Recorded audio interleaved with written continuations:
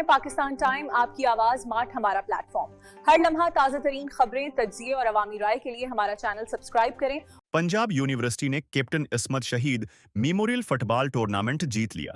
अर्रहमान garden phase 2 के football ground में captain इस्मत शहीद मेमोरियल फुटबॉल टूर्नामेंट के फाइनल मैच की रंगारंग तकरीब सजाई गई। रहमान ग्रुप ऑफ कंपनीज मियां मुश्ताक अहमद ने फातिह टीम को ट्रॉफी और इनामात दिए। राना ताहिर, डॉक्टर सईद इलाही ने भी अर्रहमान गार्डन फेज 2 के फुटबॉल ग्राउंड में कैप्टन इस्मत शहीद की याद में मुनाक़दा टूर्नामेंट का फाइनल रंगारंग तकरीब के साथ अख्तिताम पजीर हो गया। पाकिस्तान फुटबॉल फेडरेशन के तावन से होने वाले इस इवेंट में डिस्ट्रिक्ट लाहौर की 28 टीमों ने हिस्सा लिया।